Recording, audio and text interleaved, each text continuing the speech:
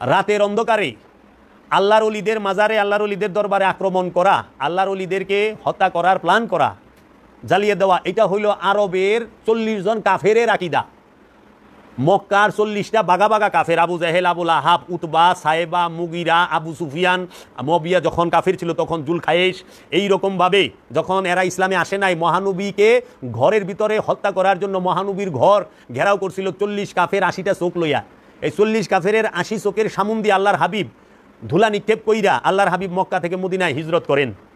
এই হিজরত করার আগে রাতের বেলায় মহানবীকে হত্যা করার জন্য যে প্ল্যান করা হয়েছিল, আর এই মাস্টার মাইন্ড, মাস্টার প্ল্যান দেওয়া হয়েছিল, যিনি দিয়েছেন তার নাম হলো শেখ নাজদি, যিনি আবু জেহেলেরও গুরু ছিলেন, যিনি আবুল আহাবেরও গুরু ছিলেন, শেখ নাজদি। একটু উপরে দেখবেন, ইতিহাস জেনে দেখবেন। শেখ নাজদির অনুসারী এই আবু জেহেল, আবুল আহাব, সাহেবা, উকবা, উতবা এরা। শেখ নাজদির নেতৃত্বে 2টা যুদ্ধ হয় মহানবীর আবির্ভাবের আগে। একটা যুদ্ধ 63 বছর চলে, আরেকটা যুদ্ধ 40 বছর চলে। যুদ্ধের কারণ ছিল একটা উটের পেট তীর দিয়ে ছিদ্র করছিল, এর লেগে 63 বছর যুদ্ধ করছে। আল্লাহ বুঝেন কেমন জঘন্য লোক। সেই লোকের বুদ্ধিতে আল্লাহর রসুলকে রাতের অন্ধকারে হত্যা করতে যায়।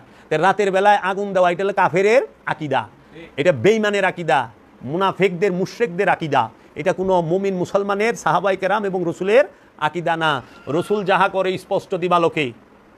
রসুল কাউকে কষ্ট দেয় নাই, রসুল কারো ঘরে আগুন দেয় নাই, রসুলের সাহাবারাও কাউকে আগুন দেয় নাই। রসুলের নামে যারা অপকর্ম করেছে তারা এগুলা করে, নাম রসুলের অপকর্ম তাদের। এর জন্য আল্লাহর ওলিদের মাজারে আর যেন কোনো প্রকার আঘাত না আসে। যদি আল্লাহর ওলিদের মাজারে কোনো প্রকার আঘাত আসে, বাংলাদেশের সমস্ত ওলি আল্লাহর প্রেমিক, আশেকান, জাকেরান, মহিব্বান যারা আছেন এবং ওলি আল্লাহদের মাজারের যত আশেকান আছেন এবং আল্লাহর ওলিদের যারা আওলাদ আছেন, আওলাদে মুর্শিদ এবং আওলাদে রসুল এবং ওলিদের আওলাদগণ যারা আছেন, তারা কেউই চুপ থাকবে না। তখন আপনারা সামাল দিতে পারবেন না। আমরা রাজনীতি করি না, ফকির রাজনীতি করে না, ফকিরের জন্য রাজনীতি হারাম। বাবা জাহাঙ্গীর বলছেন, আমার দয়াল মুর্শিদ বাবা জাহাঙ্গীর বলছেন, ফকির রাজনীতি করে না, ফকির সরল দেশের মানুষ। কারণ রাজনীতি আর ফকিরই এক না।